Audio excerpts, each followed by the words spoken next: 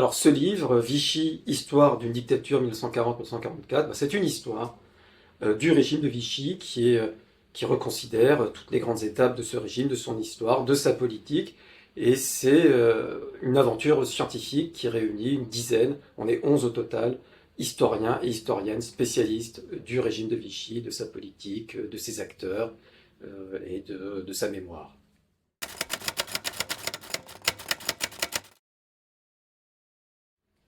Pourquoi écrire un livre sur Vichy aujourd'hui? D'abord parce que Vichy, ça reste encore dans notre mémoire nationale, ça reste là, on en parle, c'est une référence, c'est les pages sombres de notre histoire, donc voilà, c'est quelque chose qui continue de nous intéresser, et surtout, il y a des idées reçues sur Vichy, et par rapport à ça, il y a eu énormément de travaux récents, de nouvelles recherches qui ont été faites par des historiens, des historiennes, et l'idée c'était de rassembler tout ça pour offrir une nouvelle approche du sujet.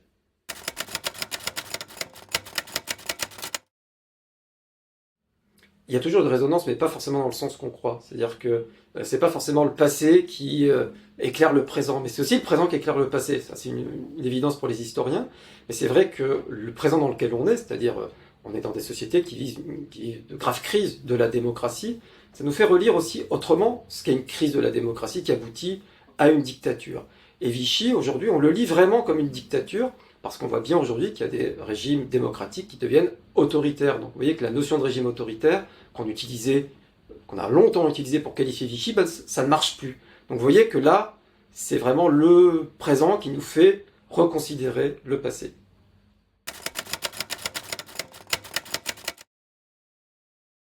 On a une approche qui est délibérément centrée sur les principales figures et essayer de comprendre à la fois l'importance de leurs initiatives, l'importance des marges de manœuvre, l'importance aussi de leur psychologie.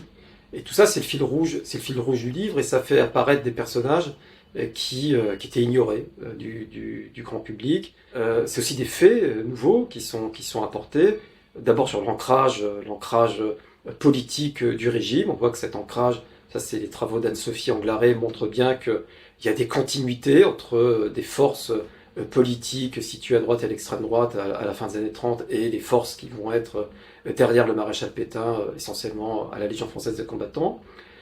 On a aussi, grâce aux travaux de Raphaël Spina, une connaissance plus fine des résultats de cette politique. Et on voit que jusqu'à l'été 43, c'est-à-dire pendant 3 ans, le régime de Vichy est très soucieux de donner pleine satisfaction aux Allemands, et on voit que dans les réquisitions des travailleurs du STO pour l'Allemagne, que c'est du 100% d'efficacité dans les livraisons de Vichy.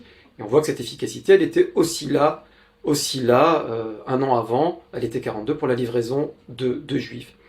Et donc, il y a aussi une dimension nouvelle qui est au cœur de ce livre, c'est qu'on voit très clairement un pouvoir politique qui a joué la carte de la collaboration, mais ce qui est nouveau, c'est ce qu'on appelle une zone grise au cœur même de l'État. C'est-à-dire qu'on voit qu'au sein même du cercle pouvoir de Vichy, il y a des gens qui ne sont pas d'accord avec ce qui est fait, avec la politique criminelle et de collaboration à outrance portée par des gens comme Laval ou par René Bousquet, le chef de la police. Et que donc il y avait des acteurs qui ont essayé de tempérer cette politique-là, des policiers qui n'ont pas toujours obéi. Et cette zone grise-là, ces freins, ces garde-fous, ils n'avaient jamais été mis comme ça en avant dans une histoire générale sur Vichy.